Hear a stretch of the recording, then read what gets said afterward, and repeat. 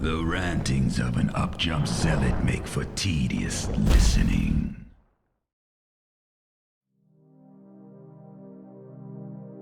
Hey, Suave here. At first I thought this vid would be very different. I wrote a script that was retrospective of the entire game. However, I realized that had been passionately done a few times already.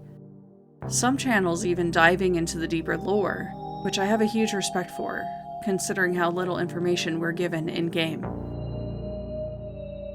I decided that I wanted to make something more specific to my own personal experience. Putting all these thoughts into a single cohesive script was more challenging than I originally thought it would be. And maybe I'm looking too deep into the game. Because how hard could it be to talk about Dragon's Dogma? How deep could this game be? So after 200 hours of playtime, I think I'm finally ready to answer, what is the meaning of the Dragon's Dogma? To refresh on the narrative, the whole story begins when a dragon comes barreling out of the sky, smacking us down right before ripping our heart out and eating it like a forbidden skittle. We survive, becoming newly arisen, and set out on a quest to get our heart back. Finding that the land is in turmoil because of the dragon's return, monsters and bandits running rampant. We can help those in need, maybe even fall in love, or ignore all that in lieu of solely hunting the dragon.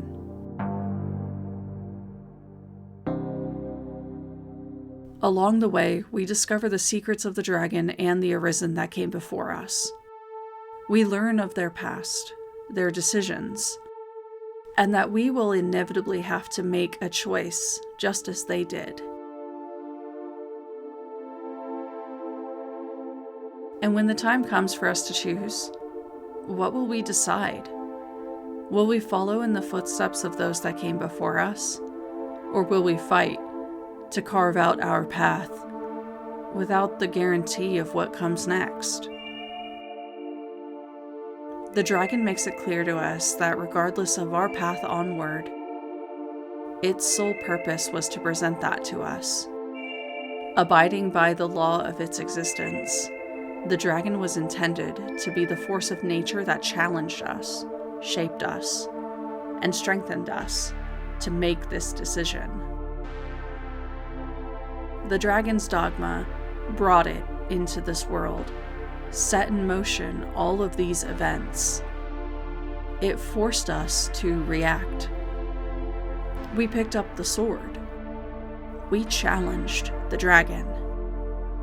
So I started to wonder, why? Why did I do that? When fight or flight takes hold, there's no way to rationally explain it other than an instinct to survive. In this instance, that's just what my reflexes chose for me. But from then on out, what we choose is of our own free will.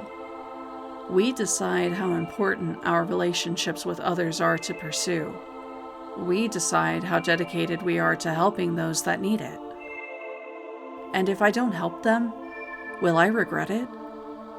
Am I the kind of person who helps friends or saves loved ones? Have I spared the corrupt or condemned the innocent? Who have I been? Who will I become? Or more specifically, who do I want to be? Do I heed these cautionary tales I've been told from the Arisen that live immortally with the consequences of their own decisions? Or will I throw that caution to the wind in favor of what I want?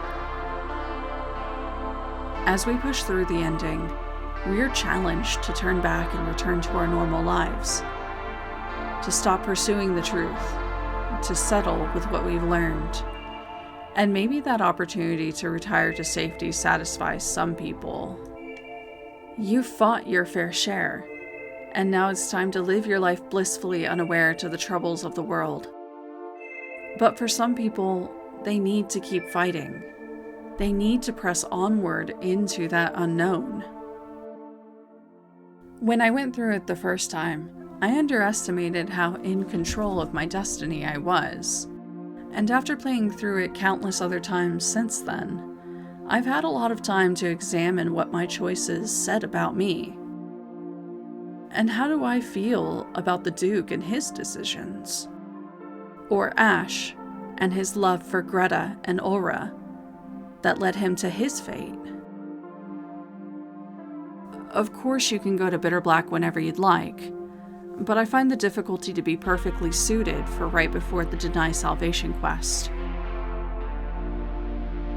That, and the story of the DLC feels like a great segue into the final choices of the game, allowing you to fully understand the gravity of any decision you would personally make in regard to the dragon's dogma. And at some point I realized that the world tends to send a new dragon our way every now and again. It's dogma to push us into new and uncomfortable directions of our own lives. We succumb to it one way or another. So we can fight against it, we can accept it, or we can ignore it. But regardless of how involved we choose to become, the consequences will follow, and we will have to live with them. If we sacrifice everything, will we gain what we want? If we just let it happen, will we be content watching the opportunity pass us by? Or if we reject it so fervently that we turn away from it entirely, what does that make us in the end? I made my first video a few months ago. I didn't expect that it would find a community so interested in what I had to say. Ever since then, I've been wondering what my next step would be. Do I follow in the footsteps of those that came before me? Do I mill out long Let's Plays? Or do I leave it be as if it never happened? Will I recite sponsored ads to supplement my income? Or do I simply take the chance to say what's been on my mind about some of these things I care about? If I don't do any of these things, will I regret not doing so? How many times have I seen creators that once had the same choices presented to them make decisions that forever affected the trajectory of their lives, their careers? They gained the power they wanted, but are they happy? Will I be happy? The reality is that there isn't a correct choice. The dogma of our lives drives us forward into the new and unknown. Unrelenting. Like the tides of the ocean, ebbing and flowing against the shores. I'm not actually sure what will be coming next. But whatever it is, I'm glad we're here.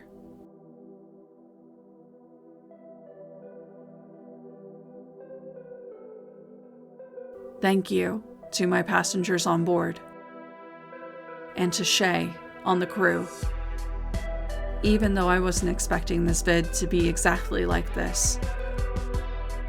I appreciate the support while I experiment with new topics and styles of content. And if Twitch streams are more your speed, I'm live every Tuesday and Thursday. I'm putting the VODs up on my second channel at Extra Space Noid. See ya.